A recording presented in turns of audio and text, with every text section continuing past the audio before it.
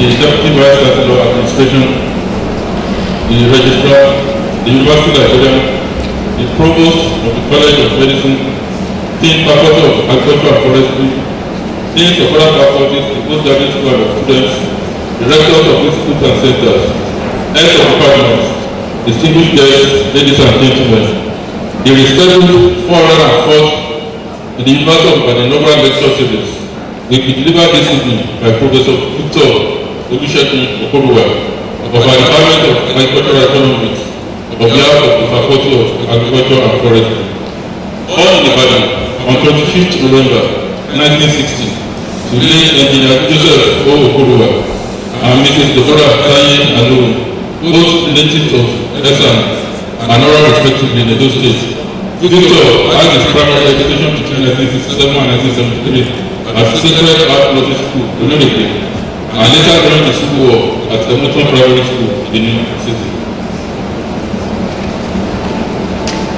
He had a secondary school education at the Boys High School in the New City, and Federal Government College Wari between 1974 and 1979, and his state level education at Oliver Baptist High School, Oyo, from 1979 to 1981. Thereafter, he gained admission to the University of Ibadan in 1983 to study for a PhD degree in agricultural economics, which he completed in 1987. He participated in the National Youth Service Corps scheme as a farm manager at the NYC farm, Calabar, from 1977 to 1988. Thereafter, he registered for postgraduate studies in the field of agricultural economics in this university, and he obtained an MSc degree in 1989. Between 1991 and 1993, he was a research fellow at the International Livestock Research Institute, which awarded him a scholarship to pursue his PhD program, which he completed in 1993. Professor Okoruwa joined the services of the University of Ibadan as a lecturer grade 2, with effect from 29th December 1993. He was promoted lecturer grade 1 with effect from 1st October 1997. Senior lecturer with effect from 1st October 2000, reader with effect from 1st October 2003, and professor with effect from 1st October 2006. He has till date successfully supervised over 100 MSc and 4 MPhil dissertations, as well as 7 PhD theses in agricultural economics. He has published extensively in the national and international journals. Within this university, Professor Okoruwa has held several administrative positions, including being the undergraduate coordinator from 1994 to 1997, postgraduate coordinator from 1997 to 2002, chairperson postgraduate committee 2003 to 2005, head of department from 2008 to 2014, member faculty finance committee 2004 to 2006. Foundation representative on Senate 1996 to 2002. Member Senate Telephone Committee. Member Business Committee of Senate 1997 to 1998. Member Senate representative from the Press Council 1998 to 2002. Member Development Committee of Senate from 2012 to 2013. He took over from me as chairman of the Senate Curriculum Committee. And today it is one of the longest serving chairman of that committee from 2011 to 2016. He is practicing as a director of academic college. After this university, Professor Okoruwa was a research fellow in the International Livestock Research Institute from 1991 to 1993, and a visiting scientist in Ibadan in 2009. He visited agricultural economics lecturer to the collaborative PhD program of the African Economic Research Institute, AERC, joint faculty for electives in Nairobi, Kenya, in 2004. One of the pioneer lecturers with the shared facility for specialization and electives of a collaborative masters in applied agricultural economics, led by the University of Pretoria, South Africa, from 2006 to 2015, and a visiting scientist to Rwanda in 2008. And in all these assignments, Professor Okoruwa has demonstrated unusual diligence and transparency, as well as honesty. The Honorable Assistant Commissioner for both the academic and undergraduate agricultural economics programs at the Federal University in Sierra Leone. From 2002 to 2004, as well as necessary development for the undergraduate agricultural economics program at the University of Ghana from 2014 to date. He has participated in several multidisciplinary research work with both international and local research organizations and institutions, including the International Livestock Research Institute, the International Institute for Tropical Agriculture (IITA), the Department for International Development (DFID), the United States Agency for International Development Research, the Nigerian for Social and Economic Research (NICSA), the National Center for Economic Management and Administration (SEMA), and African Rights Management as well as African Rights Development Agency (AGADA). So provide international business scientists to African rights, working on indigenous economic issues and rights, particularly in Nigeria. He also spearheaded and completed the study for research West Africa on rights-based ratification and competitiveness in Nigeria. He was also the principal investigator for discussion on climate change analysis and many policy for selected livestock and fisheries in Nigeria, sponsored by the Agricultural Research Council of Nigeria from 2010 to 2012. It also provides a member of the international local associations and international local associations, including the International Association of Agricultural Economics (IAAE), the African Association of Agricultural Economics (AAAE), the African Occidental University Network (AAUN), the Forum for Agricultural Research (FORA), the International Farm Management Association,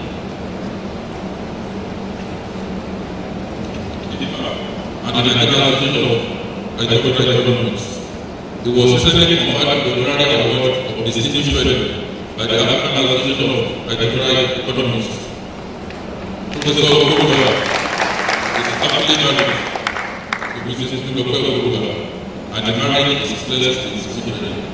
It's now my pleasure to welcome Professor Okoruwa to deliver his title, "How shall our needs be finished?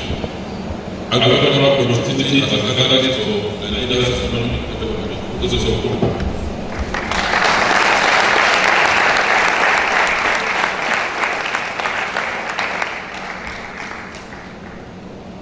The Vice Chancellor, Deputy Vice Chancellor Administration, Deputy Vice Chancellor Academic, Deputy Vice Chancellor Research, Innovation and Strategic Partnership, Registrar, Librarian, Provost of the College of Medicine, Dean of the Faculty of Agriculture and Forestry, Dean of the Postgraduate School, Deans of other faculties and of students, Director of Institute, distinguished ladies and gentlemen.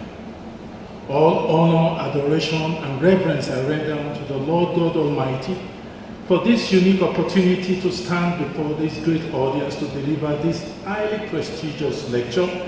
I consider it a rare but great privilege to deliver this inaugural lecture before many academics and this distinguished audience, particularly given the fact that my lecture may be one of the few left to be delivered on behalf of the Faculty of Agriculture and Forestry, since the faculty will from August this year be operating separately as two new faculties, including the Faculty of Agriculture and the Faculty of Renewable Natural Resources. This lecture, the fifth in the series of the 2016-2017 inaugural lecture, is the 44th from the Faculty of Agriculture and Forestry and the 6th from the Department of Agricultural Economics. The lecture is coming after those of eminent scholars such as late Professor Samson Olajun-Olaide, 1975, late Professor Rufus Oladokun Adegboye, 1981, Professor Joseph Kayode Olayemi, 1988, Professor Abiodun Olumuyiwa Falusi, 1993, Professor James Adewuyi Akinwumi, my PhD supervisor, 2005. Soon after I completed my PhD program in agricultural economics, I would have left the department to take up an appointment with the International Livestock Research Institute, ERI, formerly called ILCA.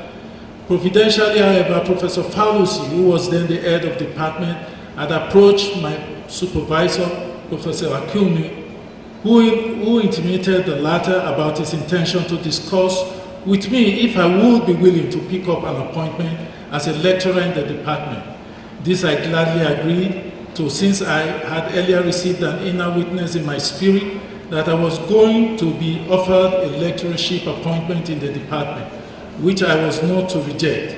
Here I am today, giving this lecture after almost 24 years as a lecturer and over 10 years after becoming a professor in this great premier university of our country, Nigeria.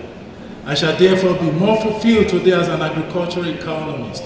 After this lecture, I will forever be grateful to God who has made it possible by picking me from the miry clay and setting my feet upon the solid rock, Jesus Christ, to stay. For his name's sake, to him be glory forevermore. The philosophy of agricultural productivity. Wise King Solomon, Proverbs 3:10, having advised his son to honor the Lord with his substance and the first fruit of his increase, so that thy barn may be filled with plenty and thy vat overflow with new wine, was simply establishing a principle that has characterized generation of his progenitors who have lived and prospered in an agrarian economy. King Solomon understood that issues of agricultural productivity is key to a man's ability to stand before his enemies at the gate in Israel of that period. In an agricultural society, a barn is where valuable crops are stored, and the vat is where grapes are converted to wine. This scenario typifies a prosperous farmer or nation that is productive. Thus, the microeconomy of a household, the mesoeconomy of the community, and the macroeconomy of the whole nation are attributable to agricultural productivity. The understanding of the science of agricultural productivity was the springboard for the most recent world civilization. This was based on the British Agricultural Revolution, which served as a precursor for the present Industrial Revolution, where agriculture provided a capital stock, human, financial, and material to start up industries. Principles of economics, agricultural productivity, and economic development. Economics as a whole is hinged on 10 basic principles. These principles guide the working of the theories of economics and the application in social sciences, as can be viewed in box 1. A review of this principle shows that the pathway towards economic development is not abstract, but can well be understood through the application of economic theory. One of these major principles states that a country's standard of living is dependent on the goods and services that it can provide. This is the basis for production and the continued need to improve productivity. After production, there's a need for trade. A country's productive capacity, comparative advantage becomes the basis for its trade. The initiative of government in the functional economy is the provision of an enabling environment for production and trade through proper trade policy, institutions, and regulations. Undeniably, a nation's development is linked to the achievement of welfare of its people, the producers, the processors, the marketers, and consumers. Productivity growth, a proximate factor for economic development. Productivity is an economic measure of output per unit of input, which may be examined collectively across the whole economy or viewed sector by sector to examine the trend in resource utilization and technological improvement. Although the term productivity may seem rather easy to understand, there are several implications which have caused much confusion to its true meaning. Productivity is frequently discussed by all but rarely defined, often misunderstood and confused with similar terms such as profitability, performance, efficiency, and effectiveness, and seldom measured in an appropriate way. In a bid to eliminate ambiguity surrounding the term productivity, Tangin 2002 developed a triple P model that gives a schematic view, as can be viewed in Figure 1, of how the different similar terms, productivity, profitability, performance, effectiveness, and efficiency, are related and can be used. Time will not permit to provide detailed explanation of this figure, But suffice to say that productivity is the core upon which all the similar terms are built. This lecture is set therefore not to discuss the differences that exist between the 5 terms, but to dwell on how the combination of all the terms put together in a broad sense of the word productivity, particularly for agricultural sector, can catalyze economic development. Agricultural productivity, economic development, the nexus. The impact of agricultural productivity on the national economy is linked to the size of the agricultural sector of the economy. Thus, in a country like Nigeria, where agricultural output, input supply, processing, marketing, and transportation of agricultural produce make up a large part of the economy, then increases in agricultural productivity may be substantial enough to lead to economic development. On the other hand, where the agricultural sector is small with respect to the economy, the effect of agricultural productivity is mainly a result of multiplier effect through effective linkages with sectors of the economy. Trends in agricultural productivity in Nigeria. Up till 1970, early 1970, agricultural exports were the main source of foreign exchange earnings.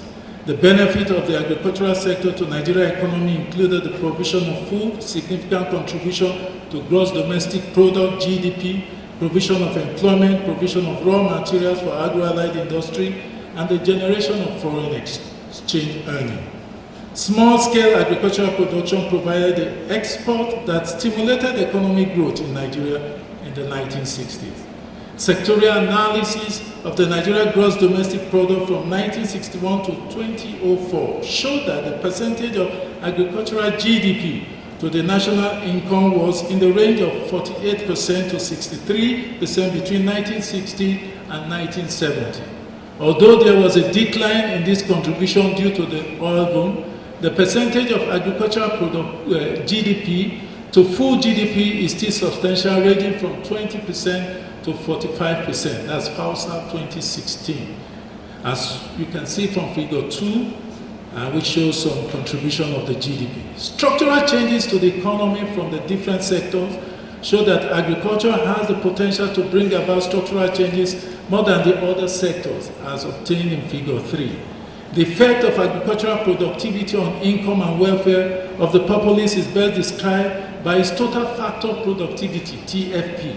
The TFP of the Nigerian agricultural sector shows relatively low growth in the pre-SAP period, that is from 1971 to 1980, as shown in figure 5, while significant increase from 1987 and peak values in 2002 and 2003 periods. However, agricultural sector TFP has been declining since then. Although Nigeria is one of the largest producers of many agricultural produce in Africa and the world, there has been fluctuation in production over the years. Different policies and interventions have been put in place since then to revive the agricultural sector. While some have led to increased productivity, some have had no effect and the fluctuation has continued, as we can see in figures 6, 7, and 8. All of these yield fluctuation and decline in food crops and cash crops have led to increasing food deficit, which could not cater for the growing population of the country. As a result of this, food importation became the order of the day, increasing from the 1980s to the present period, as obtained in figure 9.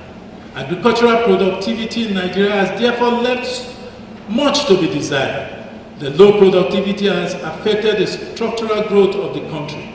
This is opposed to the other developed countries that have used agriculture as the means of shifting resources to other sectors of the economy, thereby catalyzing growth and development. Where did we miss it?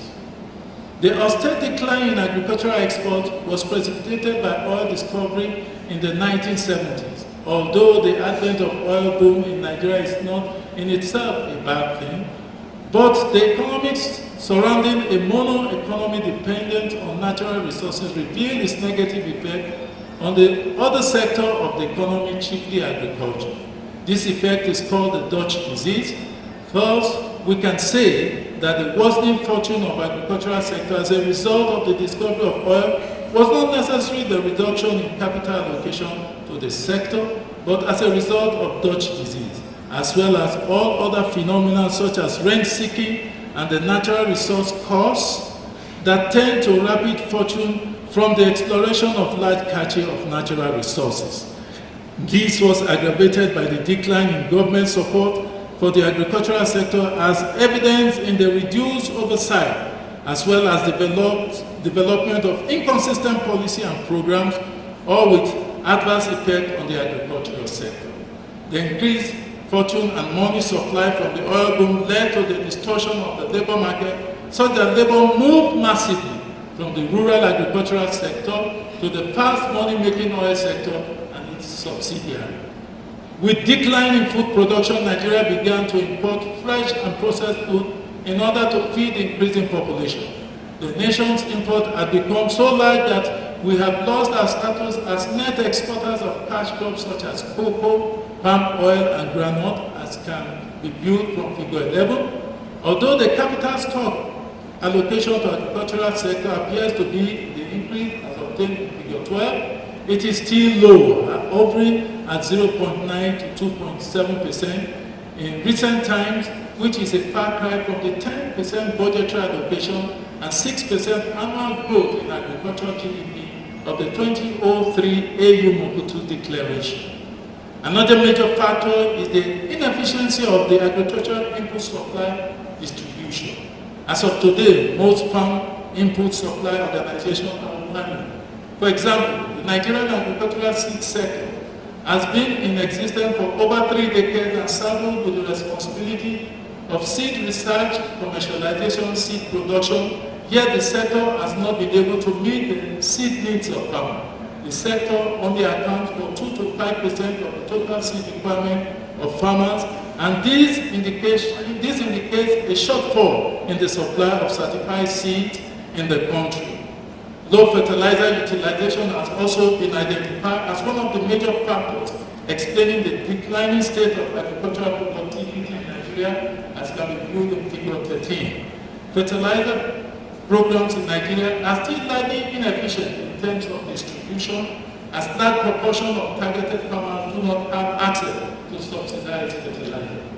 Mr. Vice Chancellor, sir, land tenure system in Nigeria favors land fragmentation, and this also has its toll on agricultural development. My young et al. 2005 disclosed that more than 70% of the farming population in Nigeria consists of small farmers, each of whom owns or cultivates less than 5 acres of farmland, but who collectively account for over 90% of the total farm output.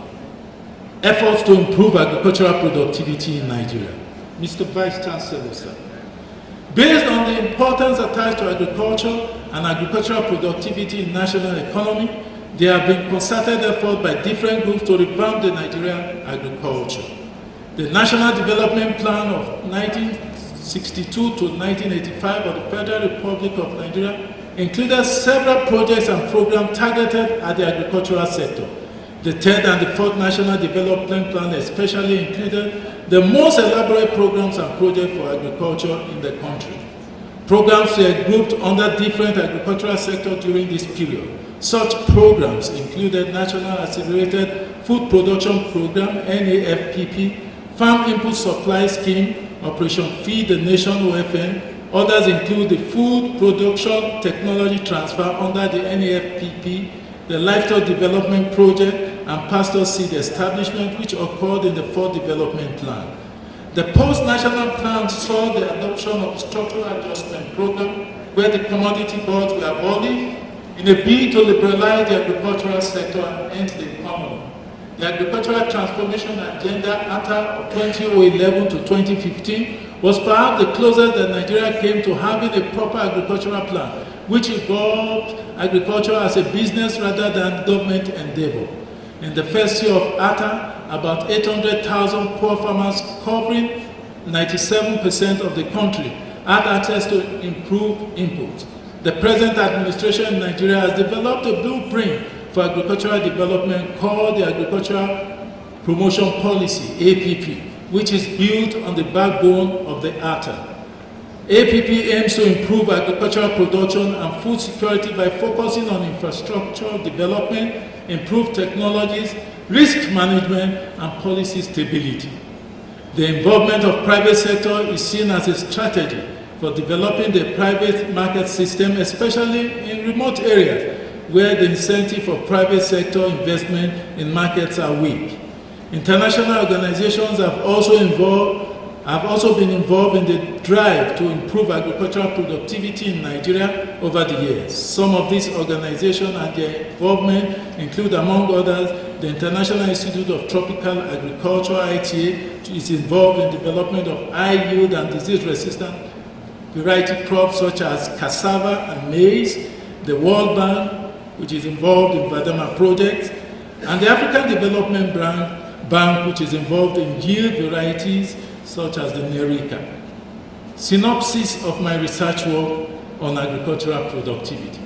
Mr. Vice Chancellor, sir, during the course of my career as a lecturer and researcher in the field of agricultural economics, I am delighted to inform you that I have been involved in several agricultural productivity studies with my students and colleagues.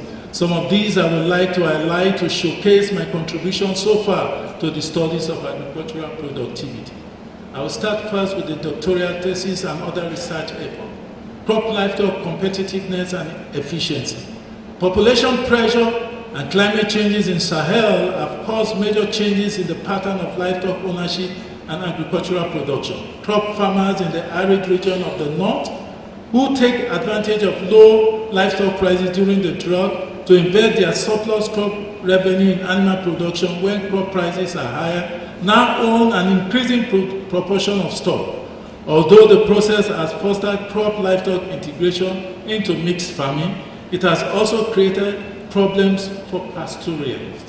One response to this crisis has been for many pastoralists to move south into the moist savanna zone of Nigeria, where crop residue and pasture are plenty. Consequently, crop livestock interaction and integration are evolving in the moist savanna zone from two directions.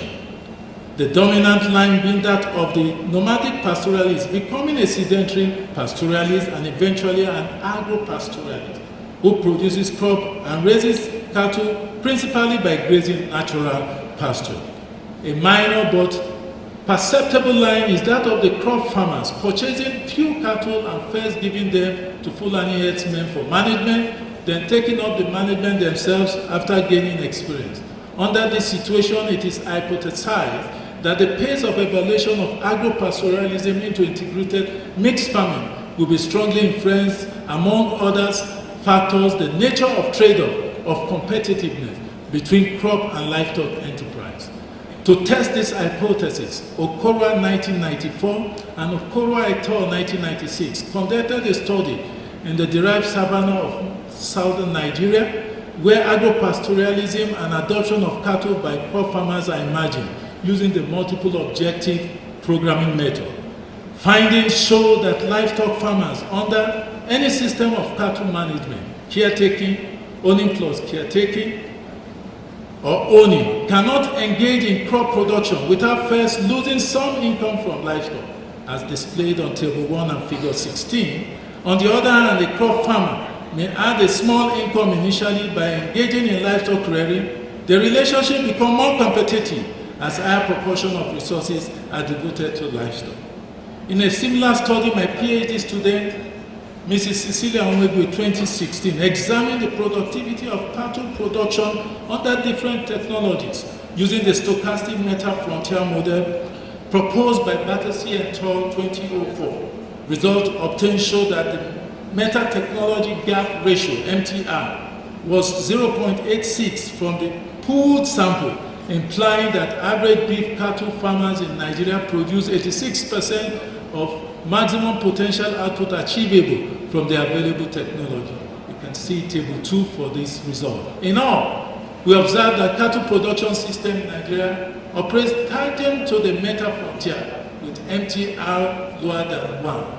Inaugural et al. 2016 further extended the PhD research to assess the competitiveness and comparative advantage of the beef cattle production systems in Nigeria using the policy analysis metrics. Findings from the study show that private financial profit was positive for the three major cattle production systems in Nigeria, including the small, the medium, and the large scale, or we call them the pastoralists, the agro-pastoralists, and the husbandry farmers, thus indicating that the system were competitive at the market price with opportunity for expansion in the future. In addition, Nigeria was found to have comparative advantage in the production of beef cattle due to positive social price and domestic resource cost, which was less than 1. Abdulkadir 2016, my PhD student, explored the productivity and competitiveness of oil production system in Nigeria using the total factor productivity, TFP indices. Findings from the study show, as shown on table 4, that the TFP of the three identified small oil palm production systems in Nigeria, including large, medium, and small-scale production systems, were 1.04, 0.99, and 0.86 respectively, thus indicating that the large and the medium-scale production system has the most productive system of oil palm production in the country. Going beyond TFP, Abdulkadir et al. 2016 conducted a more detailed analysis on the competitiveness of the various oil palm production systems in Nigeria using palm. The study revealed that the three oil palm production systems had positive social profit, implying that the systems have comparative advantage in the production of oil palm for export. Large-scale system was found to have the highest comparative advantage.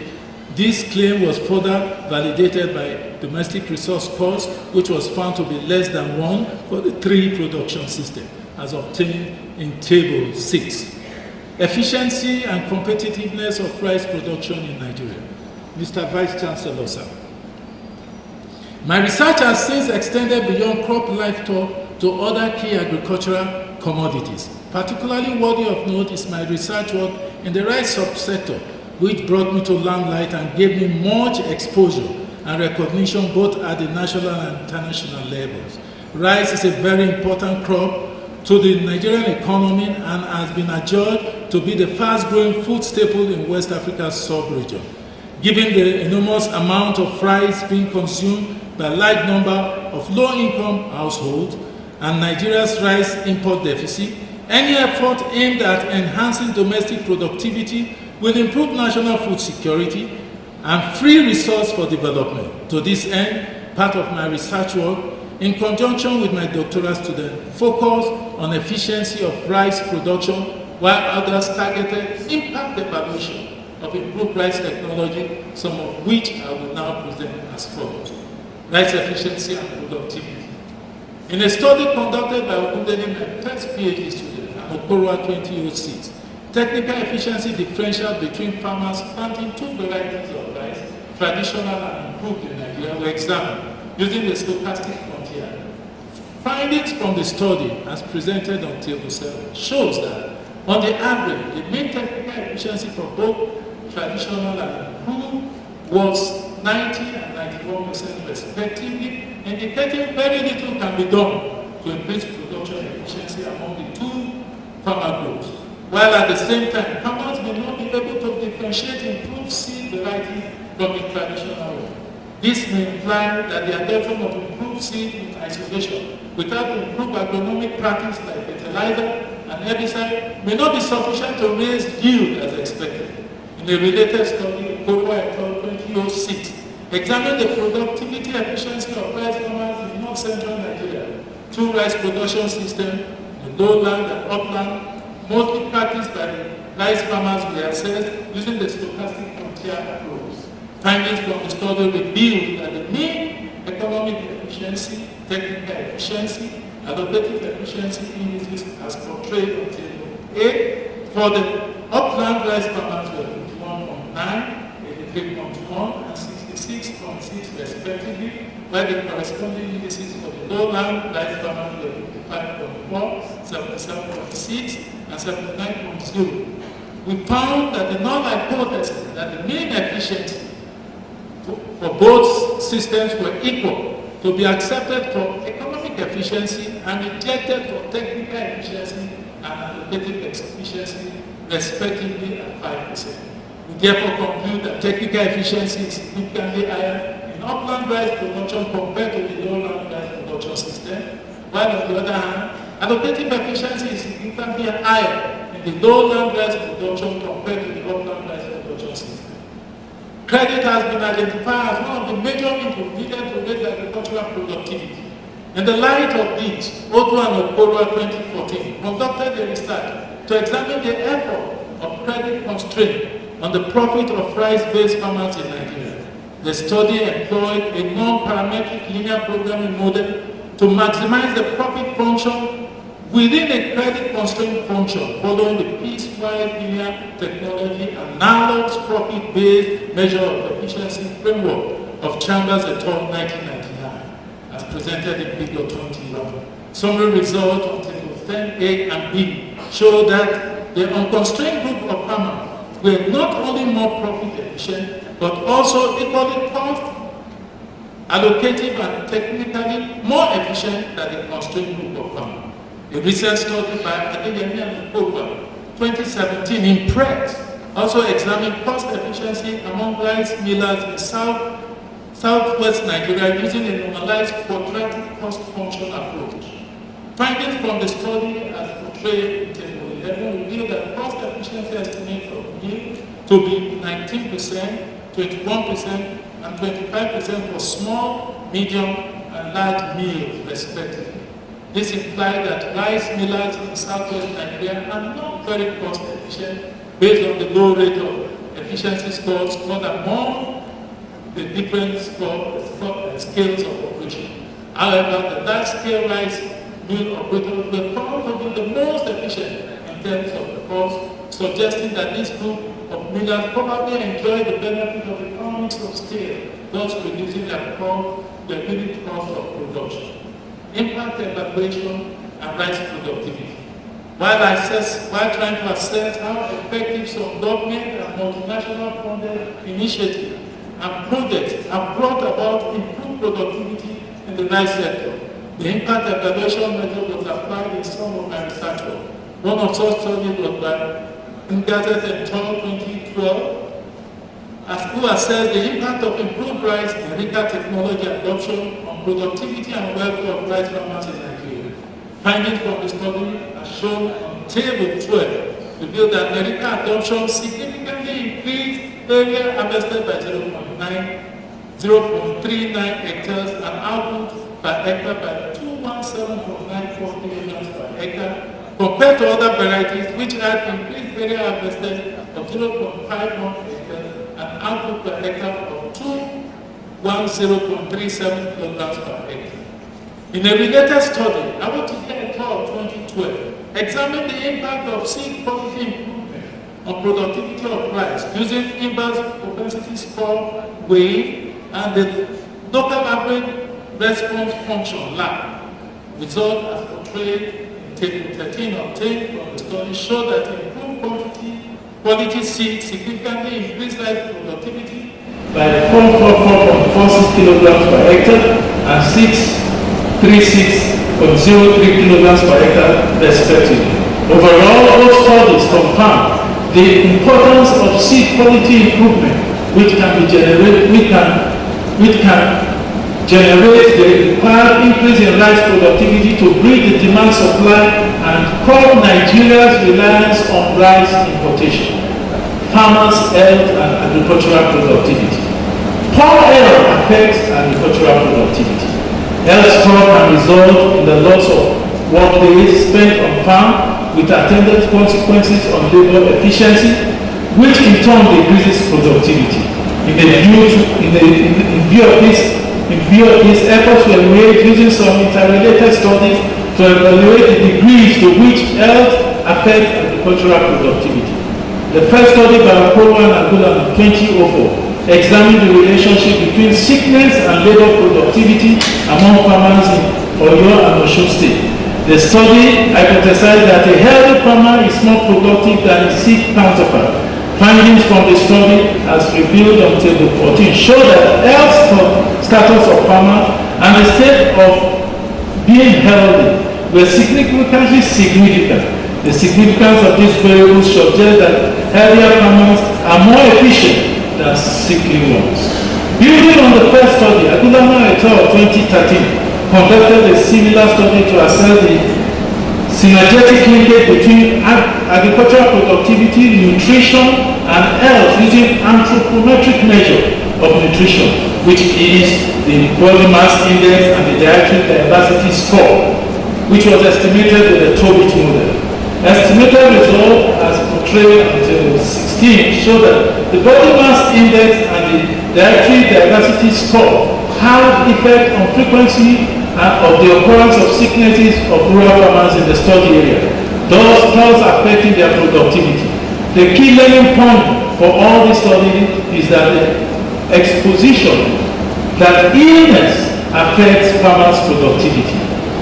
Nigeria's agricultural and aggregate total factor productivity, TFP. Understanding agricultural productivity is central to economic development, particularly for developing countries such as Nigeria. However, sectoral studies of TFP are not really available to guide policymakers in this country. Even for the identified studies, varying views exist in the most suitable measure of TFP, and these has introduced a lot of bias into the traditional TFP estimate. Okoruwa 2015 studied agricultural and aggregate TFP by applying economic theory as guide to the estimation of sectoral TFP. The study used the GDP function to introduce growth accounting, which helped to avoid the aggregate problem associated with the use of the production function. Analysis of the agricultural sector vis-a-vis the other sectors during the pre-SAP, SAP and post-SAP periods in Nigeria revealed, as shown on table 17, a fall in real value of minus 0.014 for agriculture, while the sector's contribution to growth was minus 0.2, which was far below its share in GDP of 0.27 during the pre-SAP period. Subsequently, during the SAP and post-SAP period, agriculture contributed its fair share to the economy as its contribution to growth was 0.29 and 0.39 respectively, were higher than its share in the GDP of 0.25 and 0.31 respectively. The percentage point contribution of labor to its growth in agriculture was 6.5%, while land agriculture contribution of 0.2%, as portrayed in Figure 22. Capital was found to have the highest contribution of 9.4% to growth in agriculture during the period.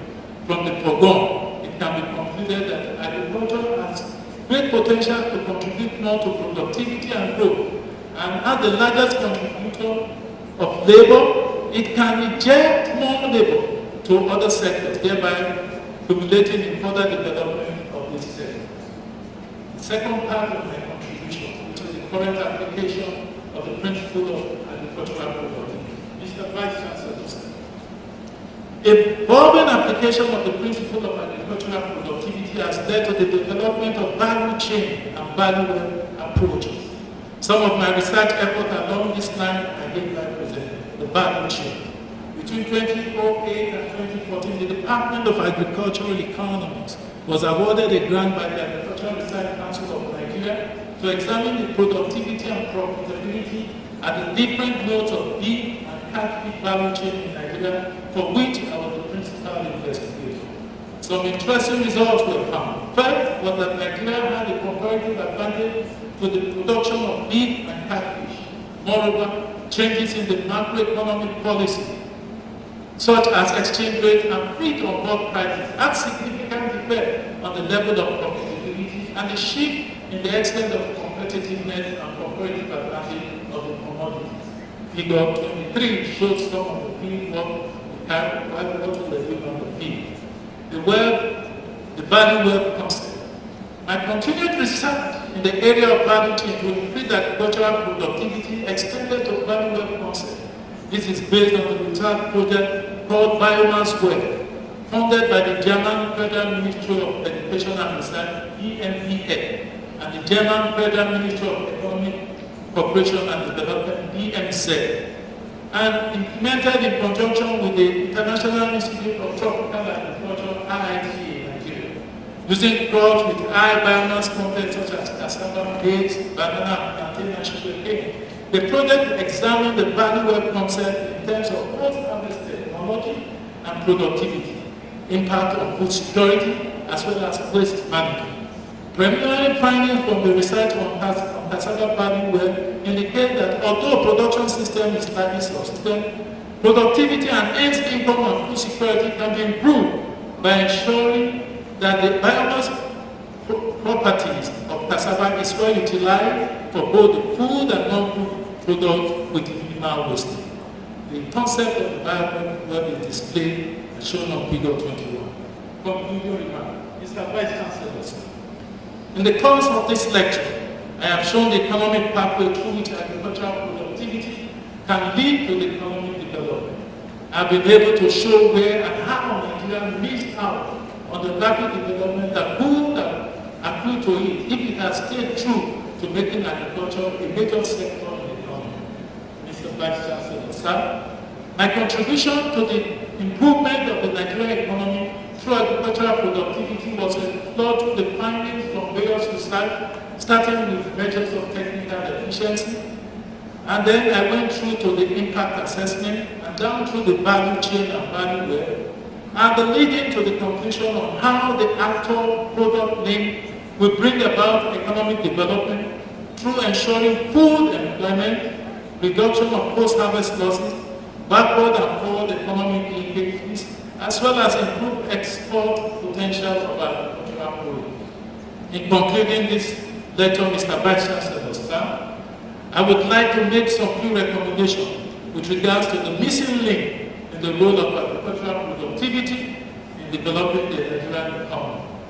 First, it is simply common sense that to increase productivity, farmers have to be incentivized in keeping pace with the agricultural system in developing countries, and to sustain productivity.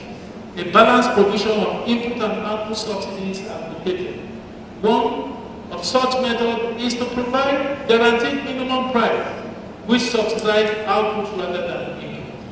Closely related to productivity growth and economic development is the magnitude of post-harvest losses in the Nigerian agricultural system. There is a great need to revamp the storage institutes and facilities to ensure that there is all year-round supply of agricultural produce, thereby making food available. In this regard, the private sector can be brought in to manage the key storage facility presently controlled by the federal government. Records show that more than 56 varieties of rice have been released from Nigeria for production in Nigeria. However, the production of these varieties has not translated to increased rice productivity. There is therefore a need to focus on these varieties or those varieties that would allow proper intervention plans to improve the competitiveness of Nigerian rice relative to other high-producing nations in the world, such as Thailand and China. Lastly, narrowing it down to universities and the various research institutes, there is a need to enrich our syllabus beyond the rudimentary knowledge and practice, thereby typified by the use of hoes and cutlasses by our family, typical of our student practical year training program, which will inject into it, for instance, improved farming systems, which call for increased synergy between the faculties of technology and agriculture. It is expected that we design tractors that can be used in the valley bottom as more effective and efficient alternatives to the use of hoes and cutlasses. Irrigation schemes that will put an end to students having to carry cans of water from the stream to where their farm portion should also be developed. Mr. Vice Chancellor, sir, it is with great pleasure and delight that I acknowledge all those who have made immense and valuable contribution to my life and advancement today. I acknowledge first with gratitude, praise, and thanksgiving God Almighty, my Creator, Jesus Christ, my Lord and Savior, and the Holy Spirit for granting me life, strength, and wisdom to be who I am today. I thank my parents, late Engineer Joseph Odidi Okoruwa and Mrs. Deborah Kaya Marie, who together taught me to be diligent, dutiful, honest in everything I do. I would particularly like to single out my loving mother and immensely thank her, though she is not here today, for all she did to ensure that my siblings and I got the best form of education training to become to have a reputable life. She was among the women employed as laborers to carry blocks and cement to the building of Melambi and Nnamdi Azikiwe of residents of the University of Ibadan and from the Nnamdi Azikiwe of myself. I recall a regular advice to me as a student in the university that I should be focused, studious, and never struggle or fight with anyone for land, money, or women. These words of advice have helped shape my life and made me what I am today. I pray God to grant her a long and healthy life to see all that desire and prayer to God concerning our children come to pass. In Jesus' name. My special and sincere gratitude go to all my teachers and mentors, starting from my PhD supervisor, who unfortunately is not here today, an academic father, Professor James Adeoye Akinwumi, and Dr. Mohammed Jabbar for their training, guidance, encouragement, and support in helping me navigate my pathway through the big academic path. Others include QBO and TO, reports Adegoye, Francis Idachaka, Samanya Nwoko, all of blessed women. Also remember Professor Okoruwa, Professor Olaimi, who is seated here, my very good teacher. I am not sure she's around. Professor Paulus, my mentor, is sitting here. Professor Adele, I'm sure Professor Ibi is around. He told me he was going to be around. And then Professor Akio Soye is here to talk econometrics. Professor Sakito in Ghana, Professor Peter Okone was here the last time, Professor Oyewaku, Dr. Antola Tele, blessed memory, Dr. Akintola, my undergraduate supervisor, Dr. Mrs. Lily Omenua, my MSc supervisor, and Professor Aki Solomon for the training, guidance, encouragement, and support they offered me. I am particularly indebted to Professor Abiodun Falusi for recruiting me in as a lecturer in the Department of Agriculture and Economics for being my role model. Its regular admonition to me is that a top person cannot afford to be stupid. I acknowledge with gratitude my pastors and spiritual mentors, Pastor Ayo Orisha Jafo of Word of Life Bible Church, Reverend Dr. Moses Aransola of Gethsemane Prayer Ministries, Pastor Dr. and Pastor Dr. Mrs. Uzodima Obe of Glory Tabernacle Ministries, Pastor Engineer Sunday Shenwa, Pastor Engineer Jacob Akiyemi, Dr. Engineer Joseph Olariwaju, Pastor Professor Gabriel Akimbola. I thank my senior friends, aunties and uncles, Professor Adeshogo, Professor Duro Jai of blessed memory, Professor Sam Olofin, and Professor Iwayemi and others. I warmly appreciate my close associate and friend, Professor Okumadewa, my egbon, supporter and role model, Professor Isaac Okoruwa, former Vice Chancellor of the University of Ibadan, and presently the Minister of Health of the Federal Republic of Nigeria, Professor Ebe Udu, the College Vice Chancellor, I want to thank me for allowing me to serve in this administration. Professor Billy Beramoda, former Vice Chancellor of Federal University of Technology at Akure, Professor Emilio Lomu Akiela, Deputy Vice Chancellor of Administration, who was our teacher. We often call him Rack and Pino. Professor Tunde Farubi and his wife, Dr. and Dr. Mrs. Peter Odomesi, Professor and Dr. Mrs. Emmanuel Ajan, Professor Mato Yemi and his wife, Professor Emmanuel Sabako and his wife, and others.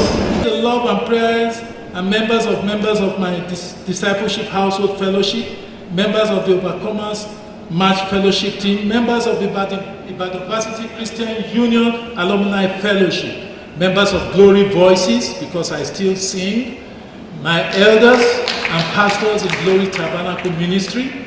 I thank the Dean of the Faculty of Agriculture and Forestry, Professor Bamidele Omitoyin, for offering me the opportunity to give this inaugural lecture on behalf of the faculty. I warmly appreciate all my colleagues and non-teaching staff in the faculty as well as the staff of the academic climate unit. I wish to acknowledge with gratitude colleagues and lecturers in the Department of Agricultural Economics, starting with the head of the department, Professor Okoruwa, Professor Awoyemi, often called Baba, Professor S.A. Yusuf, my aburo, wonderful aburo and caring aburo, Professor B.T. Omonana and Dr. Oni, who are very supportive aburos, Dr. Mrs. Adetola Adeoti, Dr. Mrs. Kemisola Adenegon, and others, including the non-teaching staff of the department, for their support at all times. I fondly remember all my friends and colleagues in the Department of Extension and Rural Development with a deep sense of gratitude. I sincerely appreciate and thank all my students, past and present, who have contributed in making me the academic that I am today. Some of them include Dr. Femi Ogundele, Jelili Saka, Elijah Obayelu, Paul Donsop Ngaze, Mrs. Oganerume Obi-Egbedi, Miss Cecilia Nwekwe, Mohammed Ikelewa, Mrs. Shola Olu, Rokan Motola, Adetola, Karim Sani, and others who are all part of my success story. I very much appreciate members of my research team, leading with Tem Teritayo Adeyemo, Adeloke Motola, Adeloke Adeju, Ashi Akinodaluju, Shegun Obasoro, Tolulope Jeluwe, and Osfaru Wellington.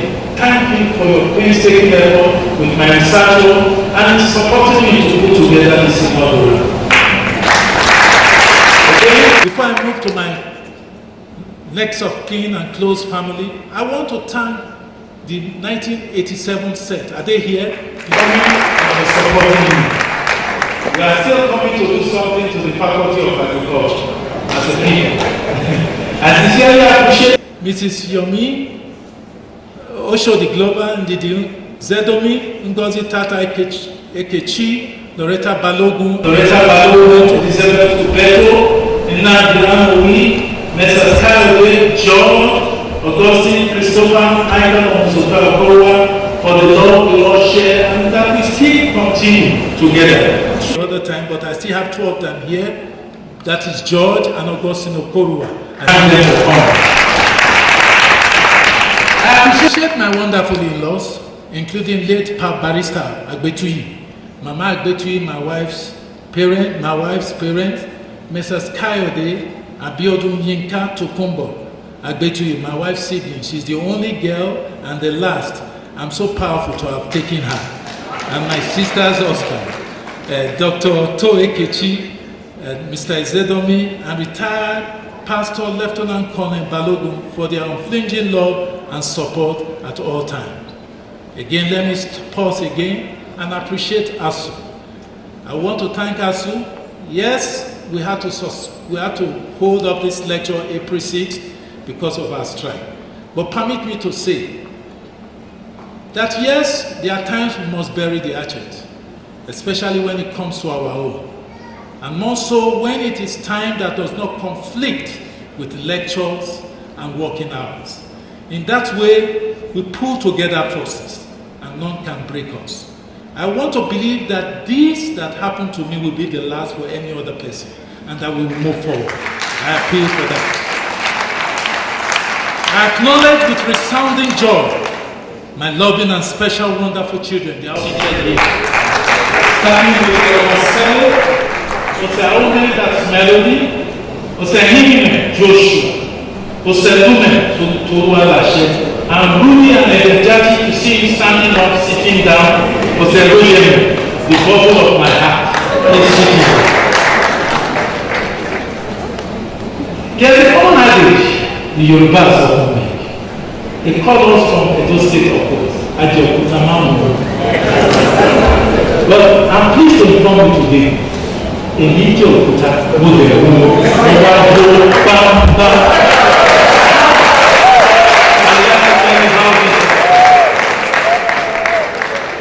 can find a righteous soul, whose price is far above rupees?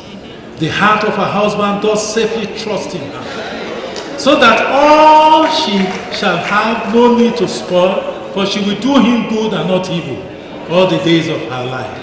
I'm talking about my wife, my sister, my friend of many years, Dr. Mrs. Tolulope Okoruwa, who has been my help, my support through the thick and thin of journey in life as a man.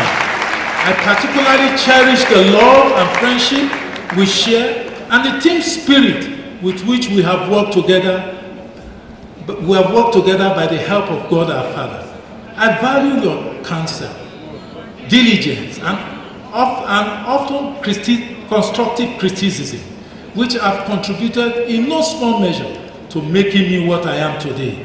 Indeed, many daughters have done virtuously, but you have excelled them all. And for this reason, I will continue to love you, God has given.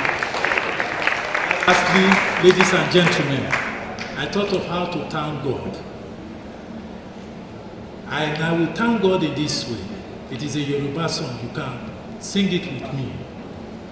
Ìwọ lọ́pẹ́ yẹ, ìwọ níyìí, ìwọ lọ́pẹ́ yẹ, Jésù.